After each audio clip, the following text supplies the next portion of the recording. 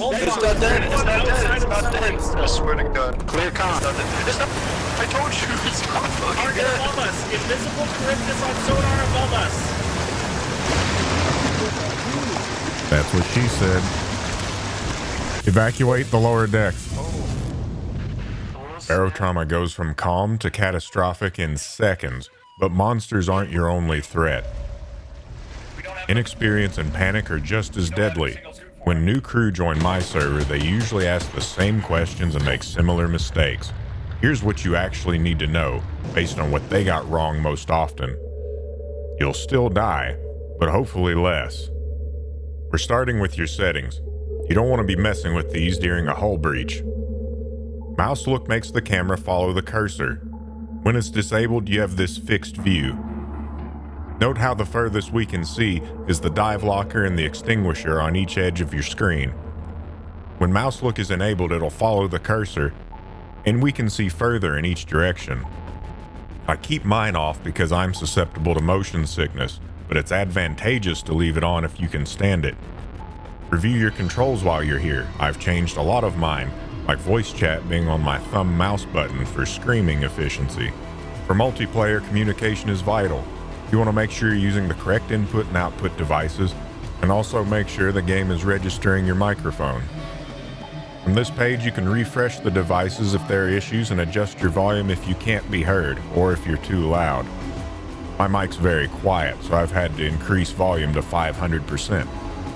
Directional voice is great. It lets you locate teammates based on where their sound is coming from. Voice chat attenuation allows players to be heard more easily over game sounds. Pings are a great, quick way to communicate. You can tap the icon to ping the room you're in, or drag the icon to a different room. It notifies chat and creates a visual marker. Some pings are highlighted when they're applicable in the room. This can help you identify threats. The medical ping will show the doctor which room to go to. Multiple pings can help you get attention, but they can trigger the spam filter if it's enabled on that server. R is the default key for switching between radio and local chat. Radio chat is yellow, local chat is white. The same logic applies to your voice chat bubble. If you don't like switching between radio and local with R, you can bind them to their own keys. The arrow and preset buttons on your comms panel change your radio channel. You can only hear people on radio on the same channel as you. You can use the B key to get rid of the chat window if it's in your way. Your ID card is your key to the sub. Without it, you have no access. Now, too many of you goobers walk around the sub in your underwear, neglecting the bonus your outfit gives you. Keep your pants on. Too many people don't know how to operate their own inventory. You can equip things by clicking the equip bar above something or unequip it the same way. You can press the associated number key, double-click the item, or drag and drop it. Sometimes you'll have to pilfer your crewmate's inventory. Grab him with G. Drag and drop items between inventories. Equip them with the equip bar. Use double-click to move items between your inventories, just like they're a container. This is how you put a dive mask on an unconscious teammate, or handcuffs. You can do the same thing with a diving suit as well. This is also useful for making dead bodies hold things for you. It lets you use them as a makeshift loot crate. If you've just joined a crew, or you're unfamiliar with the sub layout, the status monitor is your friend. It has 3 tabs of information. The general status tab will show you the names of rooms and let you drag pings to different areas. You can check where the guns are pointing. Ping a damaged section, and then follow the ping there if you're lost. The electrical view shows you the status of installations. They'll be red or orange if damaged. The item finder saves you from wandering the sub begging people for equipment. We're going to search for a welding tool since we have a hull breach to deal with. Make sure you put welding fuel in your welding tool, not an oxygen tank. And don't put welding fuel in a plasma cutter. If lights go out or you find the environment just too dark, use a flashlight to find hull breaches more easily. Now you can obviously hold the flashlight in your hand and point it around, but a lot of people don't know you can also stick it to your head. After welding that hull breach, I had to deal with some busted installations here. You can use a wrench or a multi-tool to fix mechanical installations like pumps, engines, fabricators, deconstructors, doors, the oxygen generator, the weapon loaders. You can hit the repair button again when the line crosses into the progress bar for quicker repairs. Don't get impatient and mess it up though, you'll hurt yourself. Screwdrivers for repairing electric installations, the monitors, the reactors, supercapacitors, junction boxes, batteries. They're also more dangerous if you fail the skill check. Eventually your flashlight's batteries will run out of charge. Find the battery on the submarine, put it in the charging dock. Swap it out with a fully charged one if available. You want to keep your oxygen tanks refilled too. These oxygen tank shelves and diving suit lockers will slowly refill your tanks. Use the sub's oxygen generator if you don't have time or patience for that. You're usually safe to enter a partially flooded room with just a diving mask to make repairs. But if a room's pressure is allowed to build up, it's dangerous. You risk barotrauma. Get to safety when you see the screen shake. You need a diving suit to withstand that kind of pressure. You can't put a diving suit in your inventory slots. You either wear it or carry it in your hands. Double-click to equip it straight out of the locker or drag and drop it in the inventory slot, if that's your thing. You can also throw it on the floor and press E to carry it in your hands. If you carry it around with you, you can quickly equip it in an emergency, as long as nothing else is in that slot. Even then, as long as there's a free slot in your inventory, it'll move. The dive suit restricts your field of view. It also slows you down quite a bit. You can't wear body armor with it, but it'll give you a little bit of damage protection. Unequip the suit and carry it in your hands so it doesn't slow you down. Holding the suit doesn't stop you from operating periscopes or the navigation console. This can save your life during a sudden hull breach.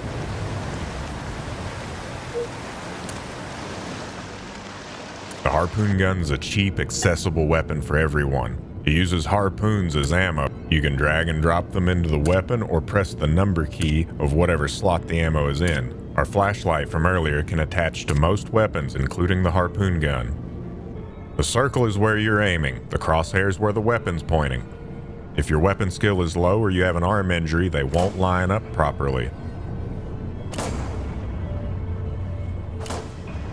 If you hold aim after firing, the harpoon gun will start reeling the target into you.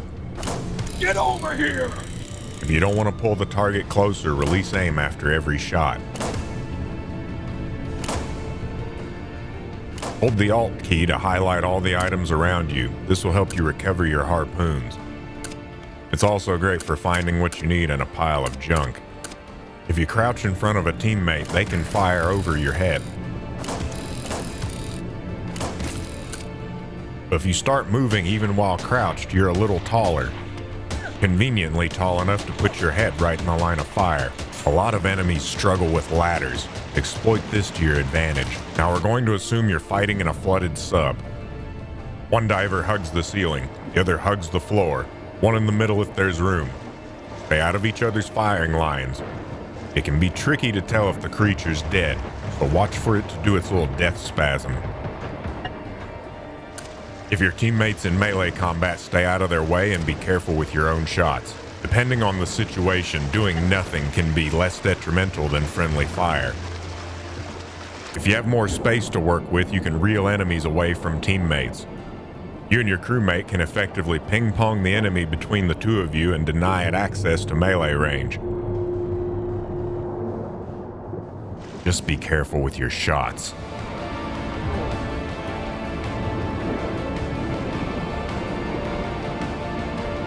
You can recover harpoons even if the enemy is still alive. Stun him with melee if practical. Use Alt and recover your harpoons quickly.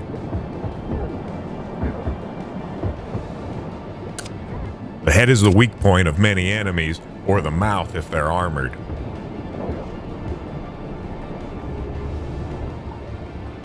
Always recover your harpoons, and if you're not sure, confirm your kills with a health scanner or a melee weapon. If you're suddenly ambushed and near the sub, get help from the guns. Lay under the gun so you're not in its way and risking friendly fire.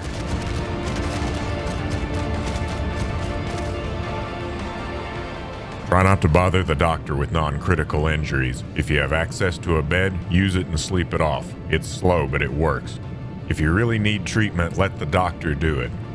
But if they're unavailable or you can't wait, you'll have to fend for yourself. Use the cursor and H to choose your medical target. Click the body part you want to treat, then double-click the medical item in your own hotbar, or single-click the item under the suitable treatments area. You can press the associated number key as well. Plasticine and bandages are great for dealing with burns and bleeds. Saline will treat blood loss. Blood packs treat it better and require less skill, but usually aren't needed.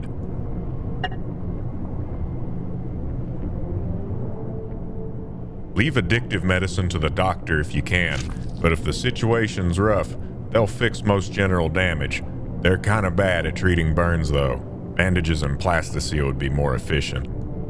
An unconscious crewman runs the risk of oxygen deprivation. If your medical skill's under 50, deusazine and liquid oxygenite will be better than your CPR. An adrenaline shot will get them up too.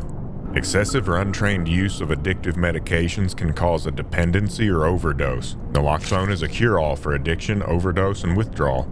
On the higher difficulties, infected wounds become a problem. Ethanol is a cheap, weak treatment, but can cause burns. Saline will also help a little bit with infections.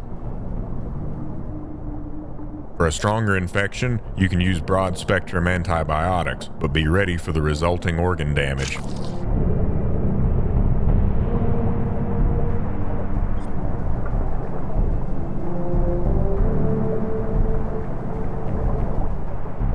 Antibiotic glue is the best treatment with the lowest risk of side effects. If a crewman's downed by a creature attack, you can buy valuable time by quickly treating the blood loss with a blood pack or saline.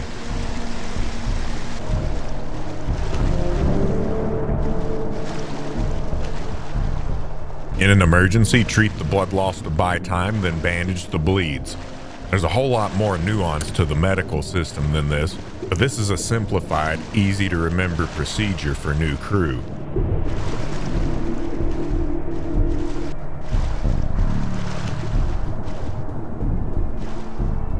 This is the quick rundown on skills. Hit tab and click a character name to see what their skills are. Bonuses from their talents and equipment are in parentheses.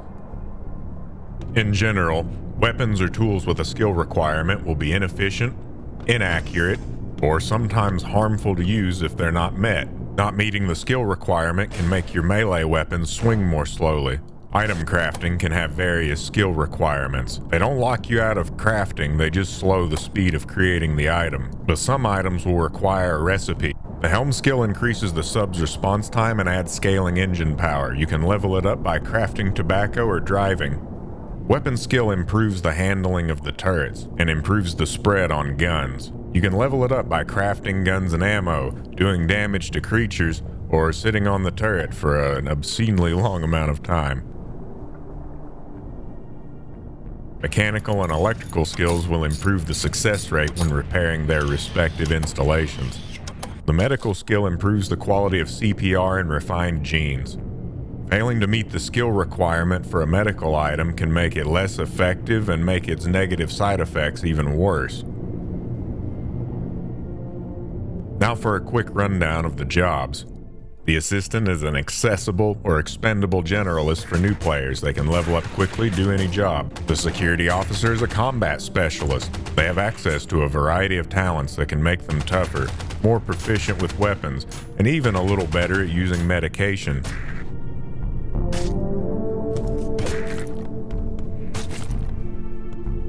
The mechanic excels at maintaining mechanical installations. They can also improve the efficiency of these installations, fabricate things with greater efficiency, deconstruct things with greater output, craft safety harnesses that mitigate damage from failing repair checks. And they can eventually unlock the recipe for an exosuit, which makes them obscenely difficult to kill. The engineer specializes in maintaining electrical installations. They can unlock a lot of utility-based equipment like weapons for crowd control or specialized weapons for heavy damage, or a puck suit with great radiation resist. The medical officer is in charge of medical things. It's their job to keep the crew healthy. They start with a syringe gun that can fire healing items into teammates or poisons into enemies. Depending on the talents they take, they can get headsets that'll automatically inject medicine into people, combat stimulants that can save someone from nearly any injury. There's even a talent called Miracle Worker that essentially turns the doctor into a walking anti-death field, as long as you don't get blown up or crushed. The captain smokes and drinks, often at the same time. They have access to a lot of utility talents that give crew-wide buffs, immunity to the negative effects of alcohol, and even buffs for being heavily intoxicated. Their combat tree eventually unlocks a hand cannon. Hopefully this saves some of you from drowning or worse. If you have questions, leave a comment or join our Discord. We play every weekend from 8 p.m. to 2 a.m. Eastern Standard Time. We'll show you how to survive. Just be aware our mods make things harder, a lot harder.